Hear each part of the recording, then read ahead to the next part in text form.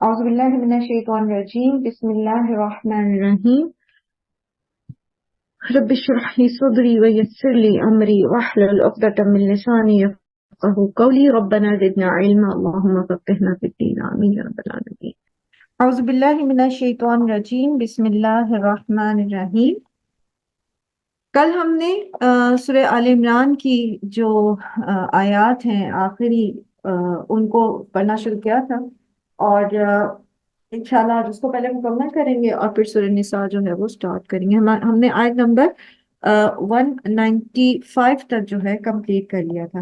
ان آیات کے بارے میں ہم نے یہ سیکھا تھا کہ نبی صلی اللہ علیہ وآلہ وسلم جو ہیں وہ ان آیات کو آیت نمبر 190 سے لے کر آنورڈ تہجد کے وقت جب اٹھتے تھے تو ان آیات کو پڑھا کرتے تھے۔ اور اس میں ہم نے یہ بھی سیکھا کہ غور و فکر کرنا جو ہے کائنات کے اندر، کائنات کی نشانیوں میں غور و فکر کرنا بیسکلی یہ عقل کا تقاضا ہے۔ یعنی انسان ہونے کے ناطے اللہ تعالیٰ نے جو ہمیں اشرف المخلوقات بنایا ہے اس کے ناطے یہ انسان سے تقاضا ہے اس پوری کائنات کا کہ وہ اس کے اوپر غور و فکر کرے اور اس پر غور و فکر کے ذریعے وہ اپنے رب کو پہچانے۔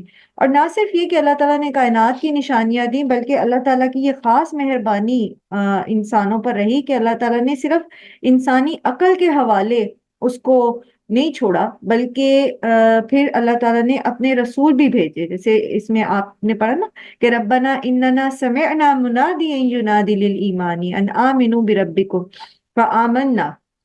تو اللہ تعالیٰ نے اپنے رسول بھیجے، نہ صرف یہ کہ صرف رسول بھیجے، پھر اللہ تعالیٰ نے ہم پر یہ کرم بھی کیا کہ اپنی کتابیں بھی نازل کی ساتھ۔ یعنی کائنات کی آیات کے ساتھ، نشانیوں کے ساتھ اللہ تعالیٰ نے شرعی آیات بھی نازل کی تاکہ انسان جو ہے ان دونوں میں غور و فکر کر کے اپنا صحیح مقام پہچانے کہ وہ اشرف المخلوقات ہے، اور تمام کی تمام کائنات جو ہے اللہ سبحانہ وتعالیٰ نے وہ اس کو اس کا صحیح مقام دینے کے لیے پیدا کی ہے، اور انسان ان تمام نشانیوں کے ذریعے اس کے خالق کو پہچانے، اور پھر یہ کہ اپنی تمام قوتوں کو صرف کرتے ہوئے اپنی زندگی کا جو مقصد ہے، جو اس مقصد کے ساتھ اس کو دنیا میں بھیجا گیا کہ وہ ایک اللہ کی عبادت کرے اور اس دنیا میں اس طرح زندگی گزارے کہ آخرت کی نجات حاصل کر سکے۔ جیسے اللہ تعالیٰ نے فرمایا نا سورہ ملک میں، آپ روز پڑھتے ہیں رات کو سونے سے پہلے کہ الذی خلق الموت والحیات لیبلوکم ایکم احسن عملا۔ تو یہ زمین اور آسمان اور موت اور زندگی یہ بنائی ہی اس لیے گئی ہے تاکہ دیکھے اللہ تعالیٰ کہ اس کی عبادت کرتے ہوئے تم میں سے کون جو ہے وہ احسن عمل کرتا ہے۔ اور پھر ساتھ ساتھ یہ بھی بتا دیا گیا کہ وہ محض اپنے نیک اعمال پر انسان تکیہ نہ کرے، بلکہ اپنے اللہ سے اپنی گناہوں کی بخشش بھی طلب کرتا رہے۔ جیسے یہاں پر ہم نے پڑھا کہ جب وہ کہتے ہیں کہ ربنا اننا سمعنا منادیا ینادی للایمان ان آمنوا بربکم فآمنا ربنا فاغفر لنا ذنوبنا وکفر عنا سیئاتنا وتوفنا مع الابرار۔ تو یہ نہیں کہ انسان اپنے اوپر ہی تکیہ کرے اور سمجھے کہ بس میں نے تو بہت نیکیاں کر لی اور بس اب میں تو ڈیزرو کرتا ہوں جنت، بلکہ ایسا نہیں ہے۔ اس کے ساتھ ساتھ مسلسل اللہ سبحانہ وتعالیٰ سے اپنے گناہوں کی، اپنی غلطیوں کوتاہیوں کی بخشش بھی طلب کرتا رہنا چاہیے۔ ٹھیک ہے، اس کے ساتھ پھر یہ بھی کہ وہ دعا کرتے ہیں کہ ربنا وآتنا ما وعدتنا علی رسلک ولا تخزنا یوم القیامہ۔ ٹھیک ہے، تو وہ اپنے رب سے یہ بھی دعا کرتے کہ اللہ تعالیٰ ہمیں ان وعدوں کی مصداق بنا دے، یعنی ہمیں اس طرح کا بنا دے جیسا کہ تو نے اپنے رسولوں کے ذریعے ہم سے وعدے کیے ہیں۔ اور وہ وعدہ کیا ہے کہ نیکوکار جو ہیں وہ جنت میں جائیں گے، نیکوکار جو ہیں ان کے ساتھ دنیا اور آخرت کی بھلائیاں ہیں۔ دنیا میں اگر کوئی اللہ پر ایمان، سچا ایمان رکھتا ہے اور اس میں ملاوٹ نہیں کرتا، اور اللہ تعالیٰ کا اس سے وعدہ ہے کہ وہ دنیا میں اس کو کفار پر فتح اور نصرت عطا کرے گا، تو یہ چیز کہ اللہ تعالیٰ آپ ہمیں ویسا ہی بنا دیں جیسا کہ آپ نے اپنے رسولوں سے وعدہ کیا ہے، یعنی جن لوگوں کے لیے آپ کے بھلے وعدے موجود ہیں، رسولوں نے بتائے ہیں، ہمیں ویسا ہی بنا دیں۔ وَلَا تُخْزِنَا يَوْمَ الْقِيَامَةِ، اور ہمیں قیامت کے دن रुसवा ना करना, इन्नका ला तुखलिफुल मियाद। फिर हमने ये भी सीखा कि मर्द हो या औरत हो, नेकी में सब जो है वो बराबर है। यानी जो एक जिसे कहते हैं ना, जो मर्द को बीवी के ऊपर जो तफावत हासिल है, जो उसको फौकियत हासिल है, उसकी जो बुनियादी वजूहात है वो दो है। ठीक है, ये वल्ले रिजाल अलैहिन्ना दरजा हम पीछे सूरह बकरा में पढ़ के आए हैं, और आगे आप सूरह निसा में पढ़ेंगे और रिजालु कव्वामुन अलन निसा। तो वो जो बड़ाई मर्द को अल्लाह ताला ने दी है उसकी दो वजूहात है, और दो वजूहात क्या है? उनमें से एक तो ये कि जो आइली निज़ाम है, यानी जो हमारा एक खानदानी निज़ाम है, जो कि उम्मत मुस्लिमा के एक बड़े कॉज को, यानी अल्लाह के दीन को फरोग देना, उस पर उसको हर एक तक पहुंचाने के लिए जो एक पीस ऑफ माइंड चाहिए होता है, वो एक घर से मिलता है। ठीक है, घर एक पुरसकून घर से मिलता है। तो उस घर का पुरसकून निजाम चलाने के लिए अल्लाह ताला ने मर्द को कव्वाम बनाया है, क्योंकि उसको अल्लाह ताला ने जिम्मेदारियां दी हैं। और जिम्मेदारी जिसको जितनी ज्यादा दी जाती है, उस उतना ही उसको इख्तियार भी दिया जाता है, ताकि फिर वो अपनी जिम्मेदारियों से आसान तरीके से उनको पूरा कर सके। तो इसलिए जो है अल्लाह ताला ने मर्द को औरत पर, यानी शौहर को बीवी पर, अब बेटे को माँ के ऊपर दर्जा हासिल नहीं है, याद रखें। ठीक है, शौहर को बीवी के ऊपर दर्जा हासिल है। तो शौहर को जो बीवी के ऊपर एक दर्जा हासिल है, उसकी वजह यही है कि उसके जिम्मा है, वो घर का चूंकि सरबराह होता है, तो उसकी जिम्मेदारी है कि बीवी और औलाद की तरबियत करना, और फिर ना नफका, यानी उसकी जो खिलाना पिलाना, तरबियत और वो सारे मामलात जो हैं वो उसको चलाता है। और इसलिए अकली तौर पर जो है उसको अल्लाह ताला ने चूंकि जिम्मेदारी ज्यादा दी है, इसलिए उसको इख्तियार ज्यादा दिया। बाकी जहां तक मामला है जजाए अमाल का, या नज्म नसक के अलावा, यानी रिस्पेक्ट का मामला, मोहब्बत और कदर करना, ऑनर करना, तो ये सारी चीजें इसमें मर्द और औरत बराबर है। मर्द की एफर्ट्स को एक्नॉलेज किया जाएगा, औरत की एफर्ट को भी एक्नॉलेज किया जाएगा। मर्द की रिस्पेक्ट है तो औरत की भी रिस्पेक्ट है। ठीक है, वो सूरह बकरा में ही आपने पढ़ा ना कि जिस तरह मर्दों के औरतों पर हकूक है, इसी तरह औरतों के मर्दों पर हकूक है। सेम हकूक है, जो मर्द खाएगा वही औरत खाएगी। जिस तरह उम्दा लिबास मर्द पहनता है, वैसा ही उम्दा लिबास जो है औरत का भी हक है। जिस तरह से तालीम हासिल करने के मौके मर्दों के हैं, उसी तरह के औरतों के भी हैं। हर चीज में बराबर, सेहत हो गई, बाकी फैसिलिटीज हो गई, फैसिलिटीज ऑफ लाइफ हो गई, और सबसे बड़ी चीज ये कि सेल्फ रिस्पेक्ट जैसी मर्द की है वैसी ही औरत की है। राइट, लेकिन ये जो डिसीजन मेकिंग है, ये जो घरेलू निजाम को चलाने में जो इख्तियारात हैं, जो बड़ाई है, वो अल्लाह ताला ने मर्द को दी है, क्योंकि उसने उस जवाब दिया है ना अल्लाह ताला के सामने वो। तो ये तो बहुत बड़ी जिम्मेदारी है। औरतें जो चूं चूं करती रहती है ना कि हमें मर्दों के बराबर हकूक नहीं मिलते और ये और वो, तो पड़ गई ना सर पे ये जिम्मेदारी, तो पूरा नहीं कर सकती, कभी भी नहीं कर सकती। ये इतनी बड़ी जिम्मेदारी है जो अल्लाह ताला ने मर्द के सर पे डाली है। मैं तो कहती हूँ हम खुशकिस्मत है कि हम औरतें हैं, हम पर कोई ऐसी जिम्मेदारी नहीं है। हम चाहें तो कमाएं, हम चाहें तो ना कमाएं। कोई हमें कह नहीं सकता कि अपने बच्चों का पेट पालो, मजदूरी करो, निकलो बाहर, क्यों नहीं निकलती? हमें अल्लाह ताला ने इस चीज का मुकल्लफ ही नहीं किया। राइट, तो यहां बात हो रही है, अल्लाह ताला ने फरमाया कि इन्नी ला उदीउ अमला आमिल मिनकुम मिन ज़करिन औ उनसा, मर्द हो या औरत हो, जो भी नेकी करेगा, जो भी अमल करेगा, तो उसका अजर जो है वो जाया नहीं होगा। क्योंकि जजाए अमाल की बात नौ पर या किस्म पर नहीं है, जेंडर पर नहीं है, बल्कि हर अमल करने वाले की नीयत पर है। जिस कदर नीयत जिसकी पाकीज़ा होगी, उतना ही ज्यादा उसको अजर मिलेगा।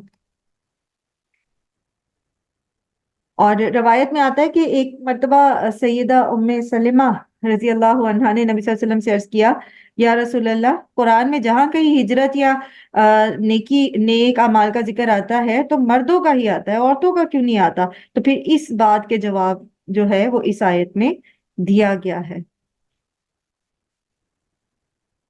ठीक है, अच्छा, यहाँ पर बात हो रही थी गौर व फिक्र करने की, यानी ये जो आयत नंबर 190 है, اس کو آپ پڑھیں تو اللہ تعالیٰ فرما رہے ہیں کہ ان فی خلق السماوات والارض واختلاف اللیل والنہار لآیات لأولی الالباب الذین یذکرون اللہ قیاما وقعودا وعلی جنوبہم ویتفکرون فی خلق السماوات والارض. ٹھیک ہے، تو یہ تو غور و فکر ہے. یہ جو کائنات کی نشانیوں کو دیکھنا ہے، تو اس کے بارے میں مختلف جو صالحین ہیں ان کی آراء ہے. بشر حافی کہتے ہیں کہ اگر لوگ اللہ کی نشانیوں میں غور و فکر کرتے تو اس کی معصیت اور نافرمانی نہ کر سکتے. یعنی اگر اس کی وجہ کیا ہے کہ اگر اللہ کی نشانیوں پہ غور و فکر کرے تو پھر انسان اللہ کی معرفت پاتا ہے، پھر وہ اللہ کو جب وہ اللہ کی قدرت کو پہچانتا ہے، اس کی پکڑ کو پہچانتا ہے، اس کی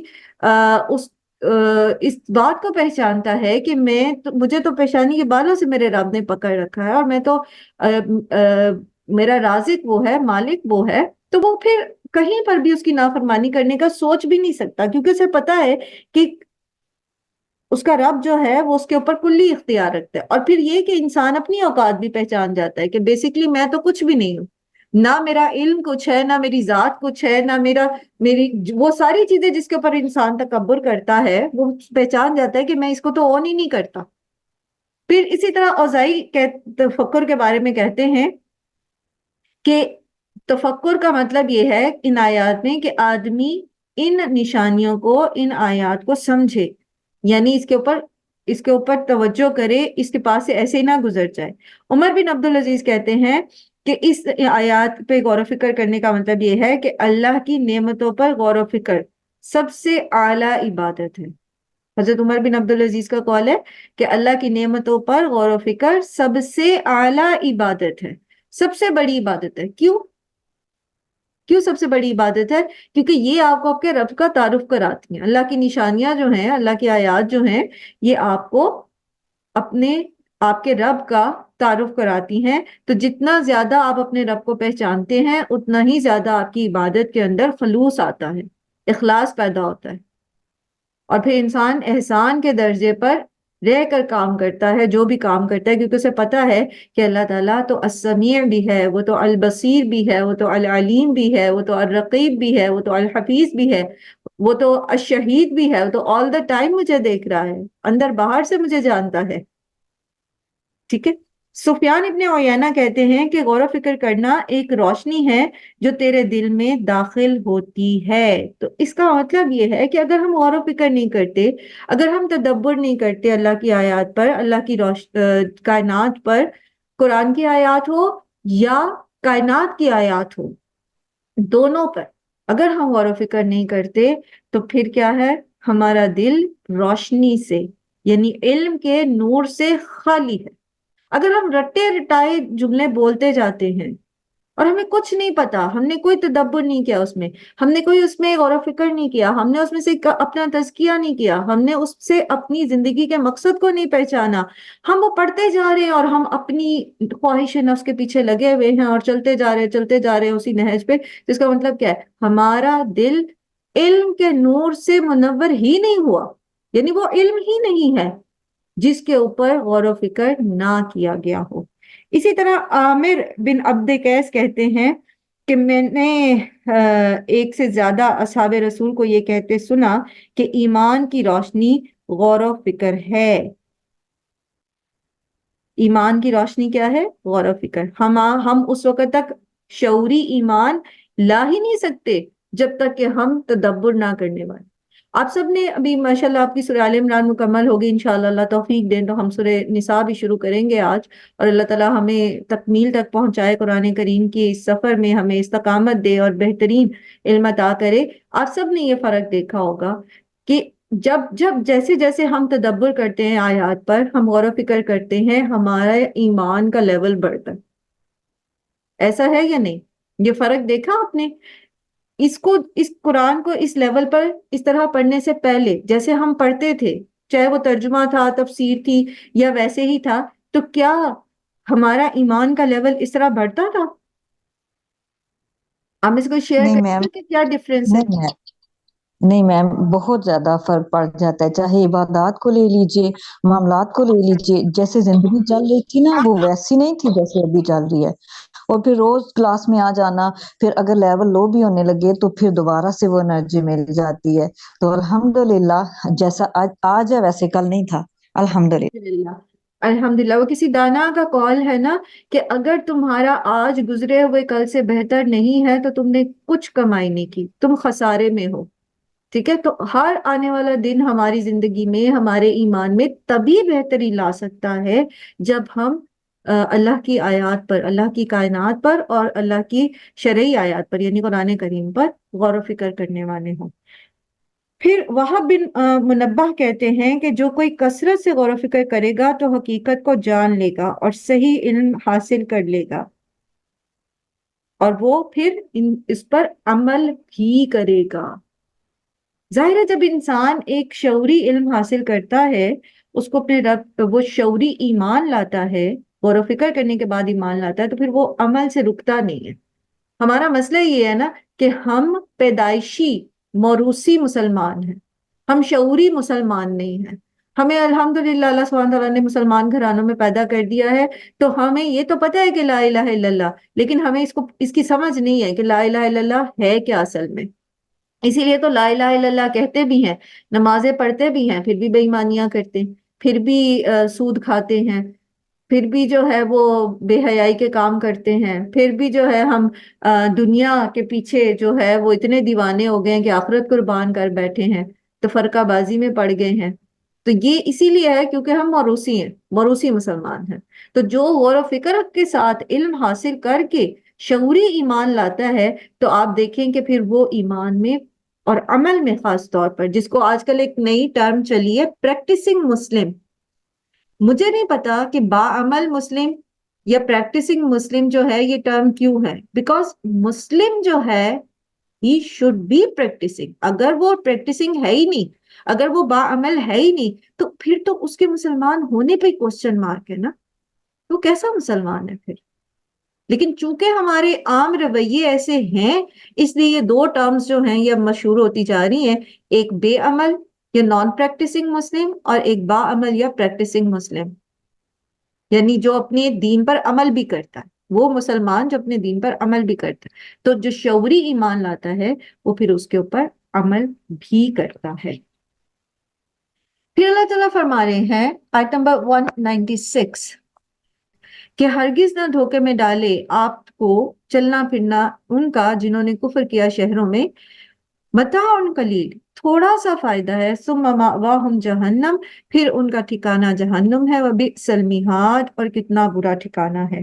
اصل میں اللہ کے دین کی مخالفت کے باوجود بھی جو کفار کے تجارتی قافلے اب یمن سے شام تک جاتے اور پھر منافع کماتے اور پھر جو ہے وہ عیش و عشرت سے اپنی زندگی بسر کرتے، تو اس پر اللہ سبحانہ و تعالیٰ مومنوں سے یہ کہہ رہے ہیں، خاص طور پر خطاب نبی صلی اللہ علیہ وآلہ وسلم سے ہے لیکن ان سب مسلمانوں سے، اور وہ کیا کہ آپ ان کے ساتھ ان کا یہ جو دنیا کی زندگی ہے اس میں ان کی کامیابیاں جو ہیں یہ آپ کو کسی دھوکے میں نہ ڈالے، یعنی یہ آپ کو اس دنیا کے دھوکے میں نہ ڈالے۔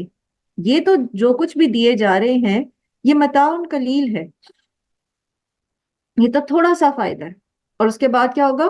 ثم مأواہم جہنم، پھر ٹھکانہ ان کا جہنم ہے، اور وہ بہت ہی برا ٹھکانہ ہے۔ اصل میں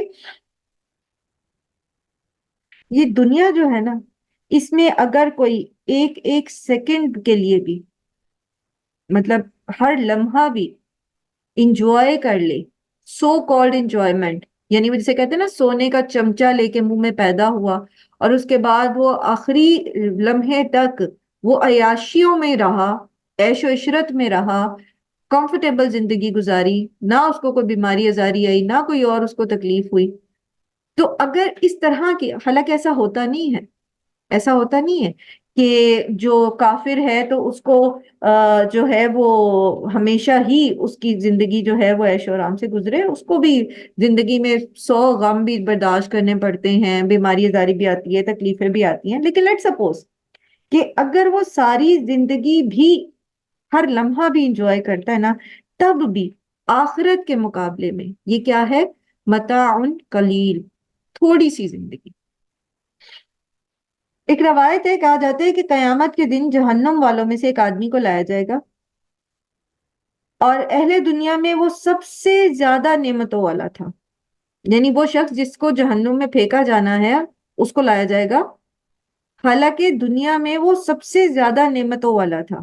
تو اسے جہنم میں صرف ایک غوطہ دے کر نکال لیا جائے گا، پھر اس سے کہا جائے گا کہ اے ابن آدم، کیا تو نے کبھی کوئی بھلائی بھی دیکھی تھی؟ کیا تجھے کبھی کوئی نعمت بھی ملی؟ تو وہ کہے گا اے میرے رب، اللہ، اے میرے رب تیری قسم، کبھی بھی نہیں، کبھی بھی نہیں۔ یعنی وہ ایک جہنم کا غوطہ جو ہے وہ اس کو وہ تمام لذتیں اور تمام عیش و عشرت جو اس نے اپنی دنیاوی زندگی میں گزاری ہوں گی سب بھلوا دے گا۔ اور ہم اس دنیا کو ہی کامیابی سمجھ کے بیٹھ جاتے ہیں، ہم اس کو ہی متاع کل بنا کے بیٹھ جاتے ہیں، اور حالانکہ اصل کامیابی جو ہے وہ آخرت کی ہے۔ نبی صلی اللہ علیہ وآلہ وسلم نے اس دنیا کی مثال جو ہے وہ ابن آدم کے کھانے سے دی ہے۔ آپ صلی اللہ علیہ وسلم کے فرمان کے مطابق کہ ابن آدم کا کھانا اس دنیا کے لیے مثال بنا دیا گیا ہے، وہ کتنا ہی خوشگوار کیوں نہ ہو اس کا انجام کیا ہے۔ اس کی اور ڈسکرپشن میں آتا ہے کہ دیکھنے میں خوشگوار ہے، کھانے میں لذیذ ہے، لیکن اس کا فائدہ محدود ہے اور اس کا انجام برا ہے۔ یعنی آپ جو بھی کھانا ہو وہ کتنا ہی لذیذ کیوں نہ ہو، آپ کو کتنا ہی پسند کیوں نہ ہو، اس کا ذائقہ صرف اس وقت تک رہتا ہے جب تک وہ آپ کی زبان کے اوپر رہتا ہے، آپ کے ٹیسٹ برڈز پہ رہتا ہے۔ آپ جب اس کو نگل لیتے ہو اور پھر وہ آپ کے وہ ڈائجسٹ ہو جاتا ہے اور آپ کے بلڈ کے اندر اس کے جو نیوٹرینٹس ہے وہ سرکولیٹ کرتے، تو وہ کتنی دیر تک فائدہ پہنچاتے ہیں؟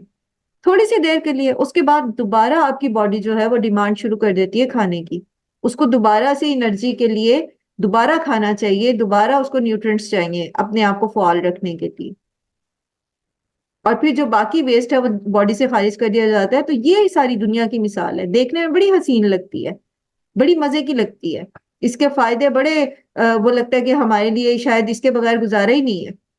اس کی جو عیش و عشرت ہے، اس کی جو آرام ہے، اس کی جو انجوائمنٹس ہے، ہمیں لگتا ہے اس کے بغیر شاید ہم رہ ہی نہیں سکتے، لیکن یہ قلیل ہے، تھوڑی دیر کا فائدہ، تھوڑی دیر کی لذت۔ کوئی کتنا ہی بڑا گناہ کیوں نہیں کرتا، کتنی دیر رہتی ہے اس کی لذت؟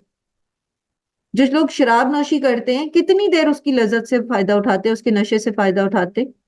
جو لوگ زنا کرتے ہیں کتنی دیر کی لذت ہے؟ چند لمحوں کی۔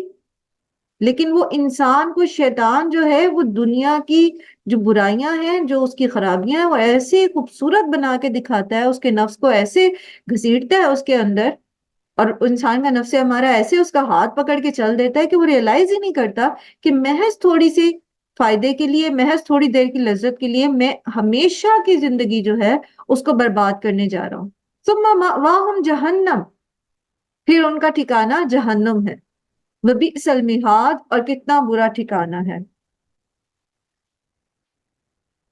لیکن الذین اتقوا ربہم، لیکن وہ لوگ جو ڈرتے ہیں اپنے رب سے، لہم جنات، ان کے لیے باغات ہیں، تجری من تحتها الانہار خالدین فیہا نزلا من عند اللہ، تو ان کے لیے جنتیں ہیں، باغات ہیں جن کے نیچے نہریں بہتی ہیں جہاں وہ ہمیشہ رہیں گے، اور یہ ان کے رب کی طرف سے مہمانی ہے۔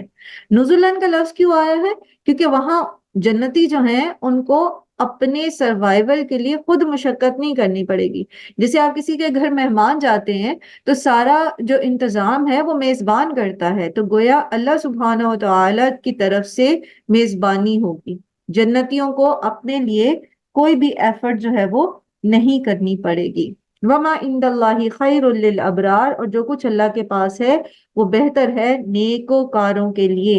تو یہاں آپ دیکھیں کہ کافر اور مسلمان کی زندگی کا ایک تقابل ہے ان دو آیات میں، یعنی ایک مسلمان اور ایک کافر جو ہے یہ دنیاوی اور اخروی زندگی میں کبھی بھی ایک جیسے نہیں ہو سکتے۔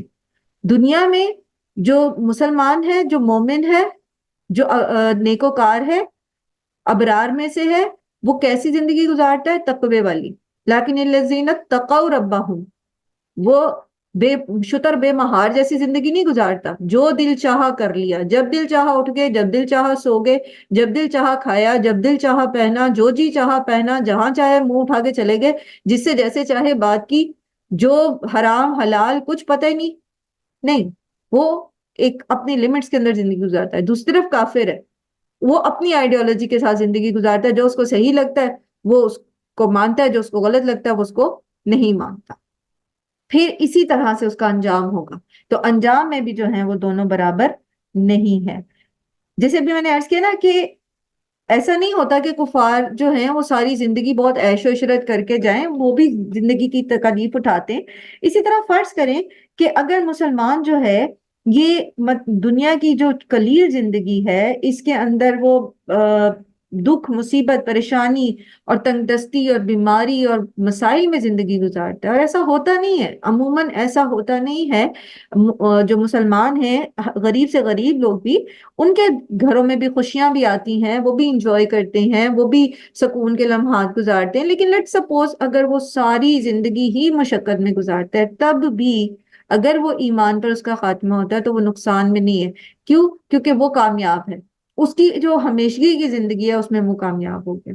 ٹھیک ہے، تو نہ تو ان کی دنیاوی زندگی ایک جیسی ہے اور نہ ان کی اخروی زندگی ایک جیسی ہے. اب یہ انسان کے اوپر ہے، بندے کے اوپر ہے، اس کو پتا چل گیا کہ کیسی زندگی وہ دنیا میں گزارے گا تو کیسا اس کا انجام ہوگا. ٹھیک ہے، اور یہ کب پتا چلا اس کو؟ جب اس نے آیات پہ غور کیا تھا، تفکر کیا تھا، کائنات کی بھی اور شرعی آیات پر بھی. وَإِنَّ مِنْ أَهْلِ الْكِتَابِ لَمَنْ يُؤْمِنُ بِاللَّهِ وَمَا أُنزِلَ إِلَيْكُمْ وَمَا أُنزِلَ إِلَيْهِمْ خَاشِعِينَ لِلَّهِ لَا يَشْتَرُونَ بِآيَاتِ اللَّهِ ثَمَنًا قَلِيلًا أُولَئِكَ لَهُمْ أَجْرُهُمْ عِنْدَ رَبِّهِمْ إِنَّ اللَّهَ سَرِيعُ الْحِسَابِ. اور بے شک اہل کتاب میں سے البتہ جو ایمان رکھتے ہیں اللہ پر اور جو اس نے نازل کیا تم لوگوں کی طرف، یعنی مسلمانوں کی طرف، امت محمد کی طرف صلی اللہ علیہ وسلم، وما انزل الیہم، اور جو ان کی طرف یعنی ان کے اپنے انبیاء کی طرف نازل کیا گیا تھا اہل کتاب کے، خاشعین وہ خشوع کرنے والے ہیں، للہ اللہ کے لیے، یعنی اللہ سے ڈرتے ہیں. لا یشترون بآیات اللہ ثمنا قلیلا، اور وہ دنیا کے فائدے کے لیے تھوڑی قیمت کے لیے اللہ کی آیات کو بیچتے نہیں ہیں. اولئک لہم اجرہم عند ربہم، ان کا اجر ہے ان کے رب کے پاس. اور یہ اجر کیسا ہے؟ یہ دگنا اجر ہے. یعنی ایسے لوگ جو اہل کتاب میں سے ہیں، جو اللہ سے ڈرنے والے ہیں، جو حرام خوری سے بچتے ہیں، دیانتدار ہیں، صالح ہیں. اگرچہ کہ یہود میں ایسے لوگ بہت ہی کم تھے، تاہم ان کا ذکر جو ہے پہلے بھی سورہ آل عمران کی ہی آیت نمبر 113 سے 115 میں ہم پڑھ چکے ہیں. تو یہ وہ لوگ تھے جو نبی صلی اللہ علیہ وآلہ وسلم پر ایمان لے آئے. ایسے لوگ جو تھے ان کا اجر جو ہے یہ دوہرا ہے. نبی صلی اللہ علیہ وآلہ وسلم نے فرمایا کہ 3 آدمیوں کو دوہرا اجر ملے گا. ایک تو وہ جس کی کوئی لونڈی ہو اور وہ اس کی اچھی تعلیم و تربیت کرے، ادب سکھائے، پھر اس کو آزاد کر کے اس سے نکاح کر لے. دوسرا اس یہودی یا عیسائی کو جو اپنے پیغمبر پر ایمان لایا، پھر محمد صلی اللہ علیہ وآلہ وسلم پر بھی ایمان لایا. اور تیسرے اس غلام کو جو اللہ اور اپنے آقا دونوں کا حق ادا کرے. یہ بخاری کی روایت ہے. تو جو اہل کتاب اپنے انبیاء پر ایمان لائے اور پھر نبی صلی اللہ علیہ وآلہ وسلم پر بھی ایمان لائے اور وہ اللہ سے ڈرنے والے تھے، تو ان کے لیے دوہرا اجر ہے. یا ایھا الذین آمنوا اصبروا وصابروا ورابطوا، اے لوگو جو ایمان لائے ہو صبر کرو، وصابروا اور مقابلے میں مضبوط رہو، ورابطوا اور تیار رہو، واتقوا اللہ لعلکم تفلحون اور ڈرو اللہ سے تاکہ تم فلاح پا جاؤ. یہاں اسبرو، ٹھیک ہے، صبر کرو. اسبر جو ہوتا ہے اس کا جمع کا صیغہ ہے یہ، اور یہ امر کا صیغہ ہے، ٹھیک ہے، جمع مذکر کا، کہ صبر سے کام لو. اب جتنی تعلیمات پیچھے پڑھی، سورہ بقرہ میں پڑھی، سورہ آل عمران میں پڑھی، جنگ کے معاملات پڑھے، پھر خواہش نفس کے بارے میں پڑھا، پھر مشکلات دین کے رستے میں جو مشکلات آتی ہیں، ان تمام معاملات میں کل بھی جیسے ہم نے پڑھا تھا کہ جو کی ہے، جو ماسٹر کی ہے، وہ کیا ہے؟ صبر. سب سے پہلے صبر پیدا کرنا اپنے اندر. تو پہلا حکم جو دیا جا رہا ہے یہاں پر کہ یہ تمام کام جو کر سکو گے ایمان والو، کیا کرنا پڑے گا تمہیں؟ اس کے لیے اپنے اندر صبر ڈیولپ کرو، صبر کرو. وہ صابرو، اور صابرو جو ہے یہ فاعلو کے وزن پر ہے، باب مفاعلہ میں سے، ٹھیک ہے، باب مفاعلہ جو ہے اس کے اندر اس کے دو وزن ہوتے ہیں، ایک فعال اور ایک مفاعلہ. فاعل یفاعل سے، ٹھیک ہے، تو صابرا یصابر سے صابرو جمع مذکر کا صیغہ ہے. جب افعال جو ہیں وہ باب مفاعلہ میں جاتے ہیں یا فعال میں جاتے ہیں، ایک ہی باب کے دو نام ہیں، تو اس کے اندر پھر اجتماعیت آ جاتی ہے. ٹھیک ہے، صبرا اس نے صبر کیا، ایک صابرا فعلا کے وزن پر، تو اس میں پھر کیا آ جائے گا، یعنی صبر اس نے صبر کیا، لیکن اس میں اس کا دوسروں کے ساتھ مقابلہ ہے یا دوسرے اس کے ساتھ شامل ہیں، یعنی اس میں اشتراکیت آتی ہے. اس کی جو پراپرٹیز ہیں اس باب کی، اس میں اشتراک پایا جاتا ہے. ٹھیک ہے، تو یہاں پر صابرو کے دو معنی ہو سکتے ہیں. ایک تو یہ کہ ایک دوسرے سے بڑھ چڑھ کر صبر کرو. ٹھیک ہے، یعنی تقابل پایا جا رہا ہے. صابرہ جیسے سابقہ میں ہوتا ہے، سابقہ مسابقہ ہوتا ہے نا، باب مفاعلہ میں ہوتا ہے مسابقہ. تو سابقہ کیا ہوتا ہے، ایک دوسرے سے آگے سبقت لے جانا، ایک دوسرے سے آگے بڑھ جانا. رائٹ، تو ایک معنی تو اس کا یہ ہے کہ جیسے اللہ تعالیٰ نے فرمایا کہ یا ایھا الذین آمنوا اصبروا، اے لوگوں جو ایمان لائے صبر کرو. تو صبر صرف یہ نہیں کہ صبر بس ٹھیک ہے ماڑے چنگے صبر کر لیا، نہیں، اس میں کیا کرو، ایک دوسرے سے آگے بڑھ جاؤ، یعنی زیادہ سے زیادہ صبر اپنے اندر ڈیولپ کرو. اللہ کی دین کی راہ میں جو مشقتیں تمہیں اٹھانی پڑ رہی ہیں، اس میں اپنے آپ کو دوسروں کی نسبت اور زیادہ جو ہے اپنے اندر تحمل پیدا کرو، صبر پیدا کرو، اس کے اوپر جزا فضا سے اپنے آپ کو روکو. ایک تو یہ ہوتا ہے، اس کا معنی ہو سکتا ہے. دوسرے یہ کہ ایک دوسرے کو صبر کی تلقین کرتے رہو. ٹھیک ہے، ایک دوسرے کو صبر کی تلقین بھی کرو. یعنی اسلام کی راہ میں جب مشکلات آ رہی ہیں تو نہ صرف یہ کہ خود تم صبر کر رہے ہو، بلکہ دوسروں کو بھی اس کی صبر کی تلقین کر کے ان کی ڈھارس جو ہے وہ بندھاتے رہو. ٹھیک ہے، اور پھر یہاں پر جو آپ کی اسکرین پہ جو میننگ نظر آ رہا ہے کہ مقابلے میں مضبوط رہو، تو یہ معنی کیا ہے، یعنی جب تمہارا واسطہ اسلام دشمنوں سے پڑ رہا ہے، اب اسلام دشمن، دین کے دشمن سارے ہی آ جاتے ہیں، وہ کفار مشرکین منافقین تو ہیں ہی، وہ ہمارا اپنا نفس بھی آ جاتا ہے. ٹھیک ہے، وہ ہمارا اپنا معاشرہ بھی آ جاتا ہے، وہ ہمارے اپنے ارد گرد کے لوگ بھی آ جاتے ہیں، وہ شیطان بھی آ جاتا ہے. تو مقابلے میں صبر پہ رہو، مضبوط رہو. یہاں بھی آپ دیکھیں کہ پھر فریق ثانی بھی آ گیا نا، جو تکلیف پہنچا رہا ہے، تو اس کے مقابلے میں اپنے آپ کو صبر پر قائم رکھو. تو یہ سارے معنی ہیں اس میں. اور اگر خاص طور پر ہم سورہ آل عمران کا جو کانٹیکسٹ ہے غزوہ احد کا، اس کو ذہن میں رکھتے ہیں، تو پھر اس کا معنی کیا بنتا ہے کہ جنگ کے دوران جو ہے وہ نہ صرف یہ کہ خود صبر کرو، ڈٹے رہو، بلکہ ایک دوسرے کو بھی صبر کی تلقین کرتے رہو.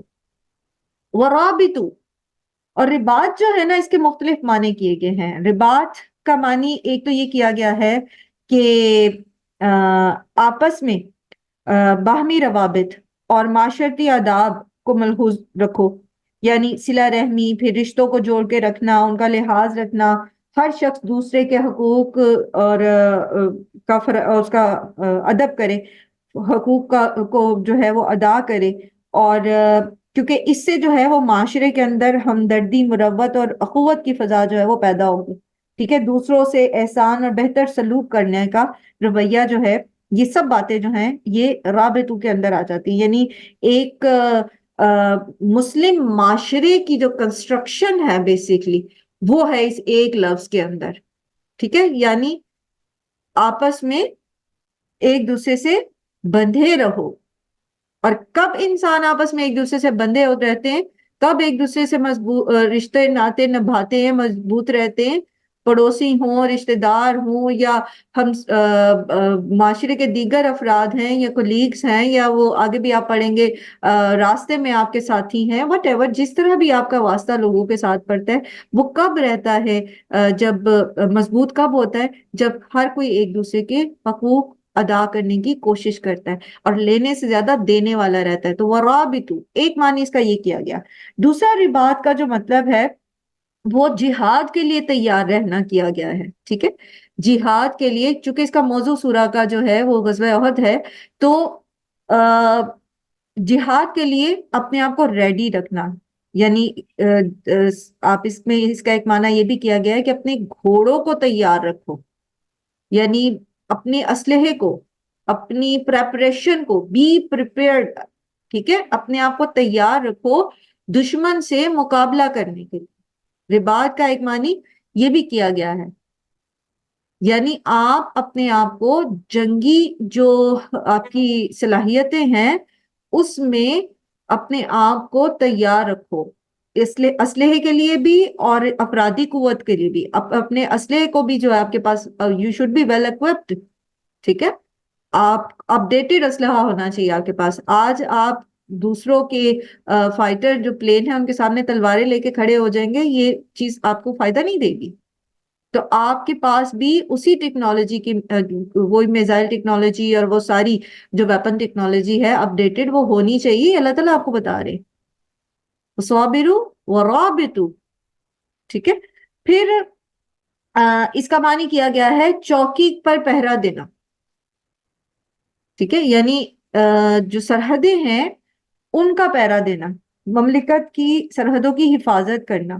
تو یہ سبھی تقریباً ایک ہی اس میں آ جاتے ہیں رابطوں میں، کہ جہاد کے لیے تیار رہنا، چوکی پر پہرا دینا، مورچے پر رہنا، اپنے اپنے اپنے مورچے پہ رہنا. جیسے آپ دیکھتے ہیں کہ آرمی میں جو فوجی ہوتے ہیں وہ مورچوں کے اوپر تعینات کیے جاتے ہیں. جیسے غزوہ احد میں وہ دستہ جو تھا تیر اندازوں کا ان کو تعینات کیا گیا تھا. اور پھر یہ کہ ملک کی جو آپ کی اسلامی مملکت ہے اس کی سرحدوں کی حفاظت کرنا، یہ سب کچھ اس کے اندر شامل ہوتا ہے. نبی صلی اللہ علیہ وآلہ وسلم نے فرمایا کہ اللہ کی راہ میں ایک دن مورچے پر رہنا دنیا اور ما فیہا سے بہتر ہے، اور تم میں سے کسی کو ایک کوڑا رکھنے کے برابر جنت میں جگہ مل جائے تو وہ دنیا اور ما فیہا سے بہتر ہے.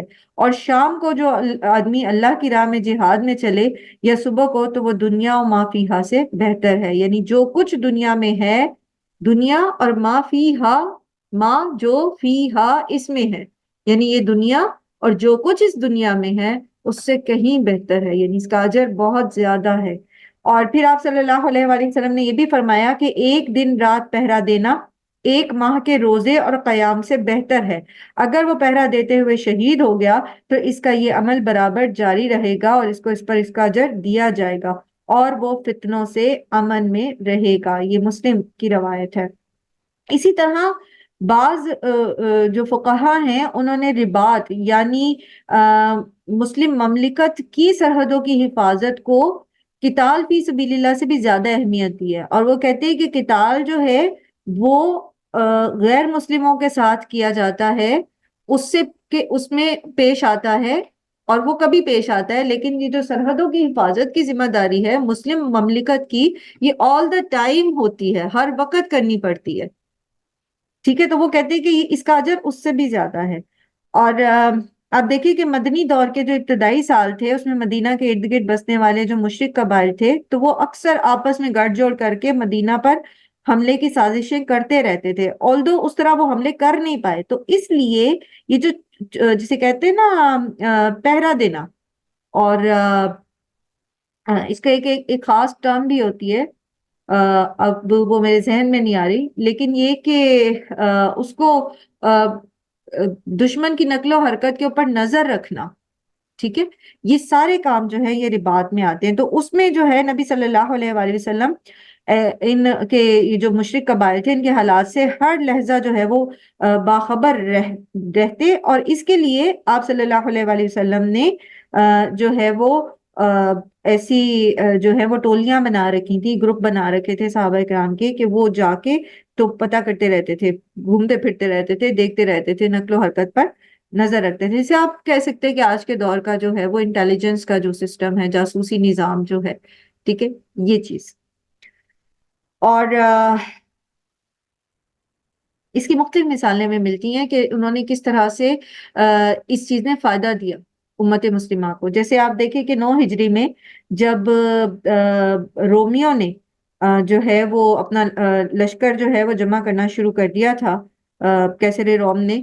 تو یہ نبی صلی اللہ علیہ وآلہ وسلم کا یہ انٹیلیجنس سسٹم ہی تھا جس نے پہلے ہی بتا دیا تھا، اس چیز پر متنبع کر دیا تھا کہ وہ جمع کریں اپنی فوجیں، اور قریباً 2 لاکھ عیسائی جو ہیں وہ اپنی سرحد پر جمع ہیں.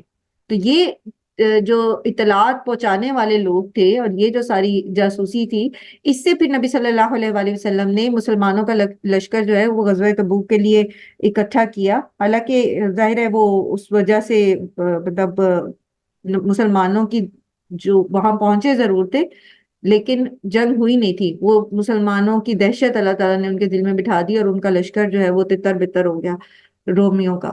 تو ایک یہ اس کی مثال ہے. پھر اسی طرح آپ دیکھیں کہ حضرت عمر کے دور میں باقاعدہ جو ہے وہ سرحدی فوجی چھاونیاں جو ہیں وہ بنا دی گئی تھیں، اور ہر وقت جو ہے اس کے اندر فوج موجود رہتی تھی تاکہ دشمن کی نقل و حرکت کی بر وقت جو ہے وہ سرکوبی کی جا سکے.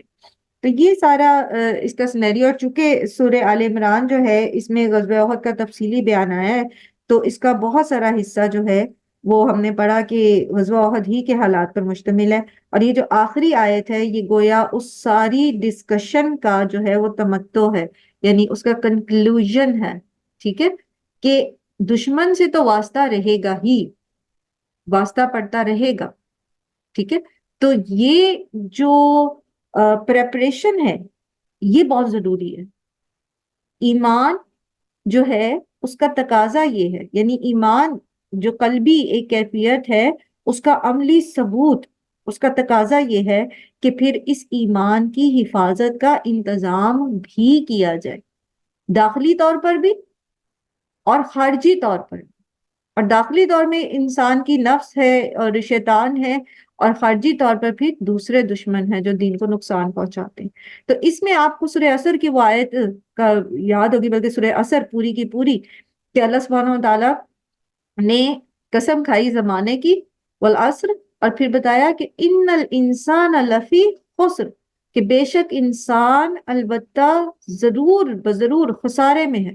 تاکید آئی ہے بار بار اس کے اندر، انا کی بھی آئی ہے اور لام تاکید بھی آیا ہے اور قسم کی تاکید بھی آئی ہے.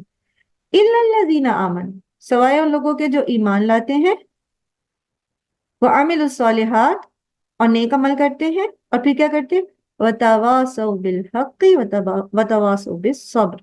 تو یہ جو وتواصوا بالحق اور وتواصوا بالصبر ہے نا، یہی ہے وصابروا ورابطوا. ٹھیک ہے، تو اگر ہم یہ کام نہیں کرتے نا، آمنو تو کر لیا ہم نے، یا ایھا الذین آمنو، ٹھیک ہے، اور اسبروا بھی ہو گیا، عمل الصالحات بھی آگے، نمازیں بھی پڑھ لی، روزے بھی رکھ لیے، باقی سارے کام بھی ہم کر رہے نیکی کے، صدقات بھی کر رہے ہیں. ٹھیک ہے، لیکن اگر ہم یہ باقی کام نہیں نہ کرتے، وتواصوا بالحق وتواصوا بالصبر، یعنی صابروا اور رابطوا نہیں کرتے، تو پھر کیا ہے، خسارہ ہے.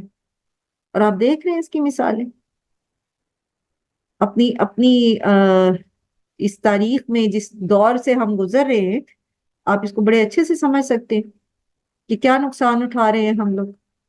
اور واتقوا اللہ لعلکم تفلحون، اور ڈرو اللہ سے تاکہ تم فلاح پا جاؤ.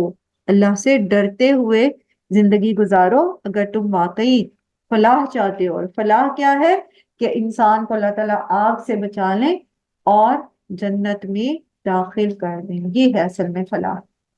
الحمدللہ اللہ سبحانہ و تعالیٰ کی توفیق سے ہم نے سورہ آل عمران جو ہے وہ مکمل کر لی ہے. اب ہم سورہ نساء کی طرف چلتے ہیں. اعوذ باللہ من الشیطان الرجیم، بسم اللہ الرحمن الرحیم. ابھی آپ کچھ کہنا چاہیں گے سورہ آل عمران جو آپ نے سیکھی، سورہ بقرہ اور سورہ آل عمران کا یہ سفر کیسا رہا آپ کا؟ ایک آدھے منٹ میں آپ بات کیجئے، پھر ہم سورہ نساء کی طرف چلتے ہیں. جی، جو پہلے دن سے اس کلاس میں ہمارے ساتھ ہیں وہ کچھ کہنا چاہیں گے؟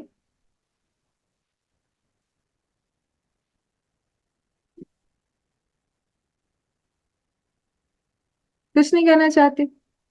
کوئی فیلنگز نہیں آ رہی آپ کو؟ کوئی کامیابی کی فیلنگ نہیں آ رہی کہ آپ نے 2 صورتیں اتنے اچھے اس میں پڑھ لی ہیں، سیکھ لی ہیں، تدبر کیا ہے ان کے اوپر، ان میں سے اپنے لیے عمل کی آیات نکالی ہیں، سیکھا ہے، اپنا تزکیہ کیا ہے ان کے ذریعے؟ سینس آف اچیومنٹ جو ہے نا، یہ جو کچھ سیکھ لینے کی یا کچھ پا لینے کی جو ایک لطف ہے، یہ آپ کو آگے بڑھنے میں مدد دیتا ہے۔ اگر آپ اپنی سکسیس کو ہی نہیں پہچانتے، اپنی کامیابی کو ہی نہیں پہچانتے، تو پھر آپ اس بہتر طریقے سے آگے نہیں بڑھ سکتے۔